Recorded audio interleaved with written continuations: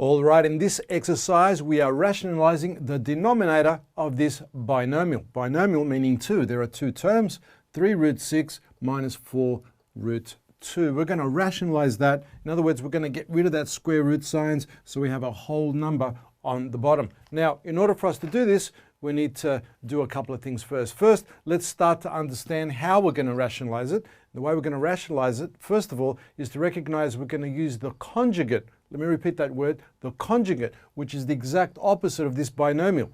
That meaning we're going to write 3 root 6 instead of a minus. The opposite of minus is plus 4 root 2. So let me just write the conjugate so you can see it. So we've got 3 root 6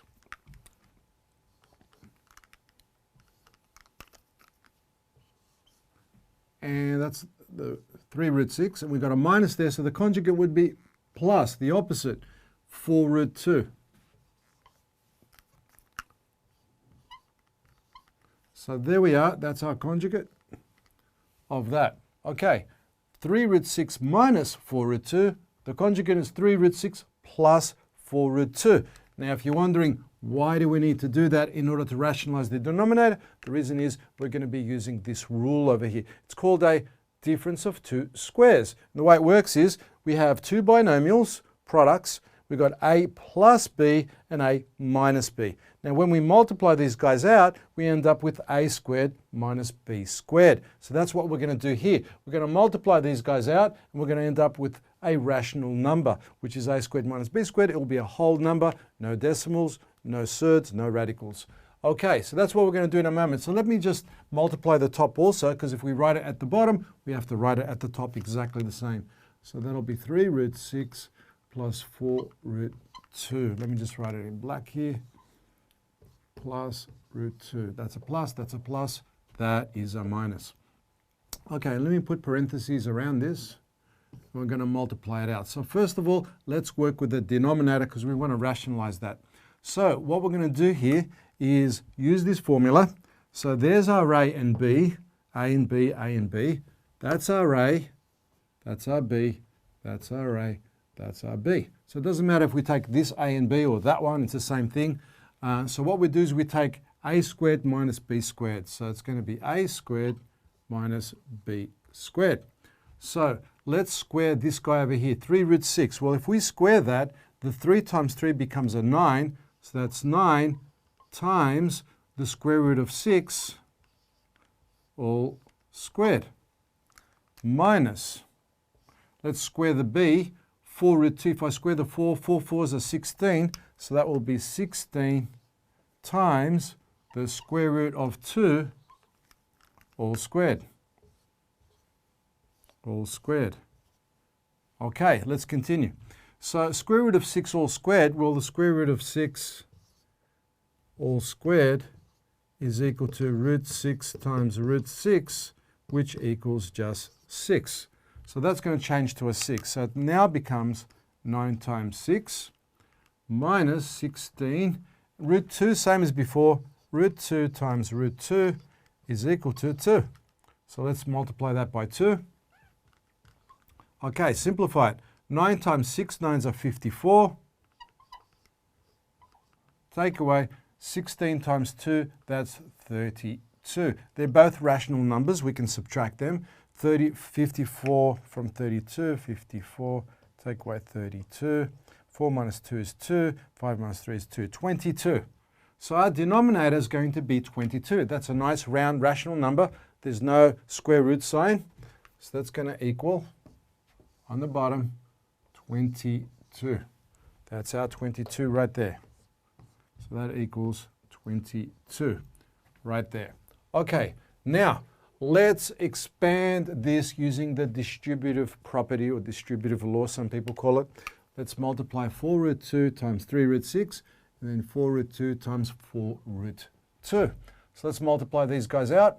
So 4 root 2 times 3 root 6, well, 4 times 3, let's go number times number. 4 times 3 is 12 root. Now we got root 2 times root 6. 2 6s are 12, so it's root 12. So it's 12 root 12. And we have a plus here, so we put a plus over here. And then we've got 4 root 2 times 4 root 2.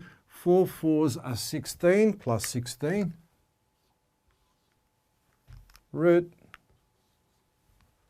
2 times root 2, well, that's just going to be root 4, isn't it? Which is the same as just writing 2, but I'll write root 4 there.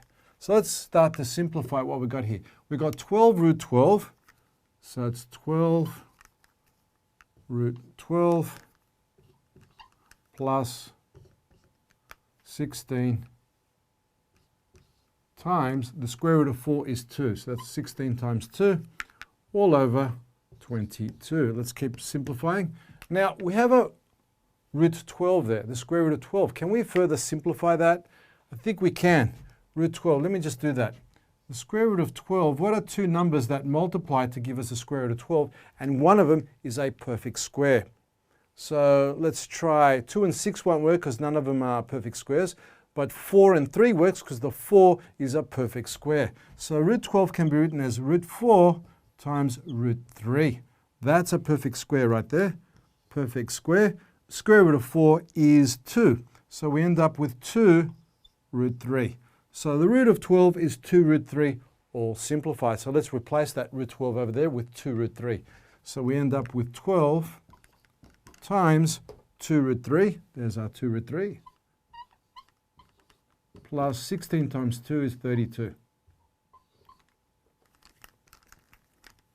Let's double check that I didn't make an error. We've got 2 root 3, and that replaces our square root of 12. So it's 12 times 2 root 3, there's our 2 root 3, plus 32. Okay, all over 22. Let's keep simplifying. 2 times 12 is 24, so we have 24 root 3 plus 32, all over 22. Okay, can we further simplify this? Can we further simplify? Yes, we can. We can divide the 24, the 22, and the 32 by a number that goes into all of them. I'd say 2 divides into all of them. So let's divide 3 out by 2. Divide by 2. We got the right answer. We're just simplifying it now. Divide by 2 and divide by 2. So 24 divided by 2, we end up with what? That'll be 12 root 3 plus 32 divided by 2, that's just 16, all over 22 divided by 2 is 11. So that's our denominator. Notice our denominator is rational. It's a whole number. There is no square root sign. So the answer is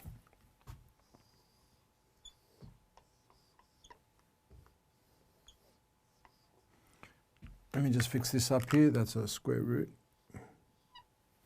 So the answer is 12 root 3 plus 16 all over 11.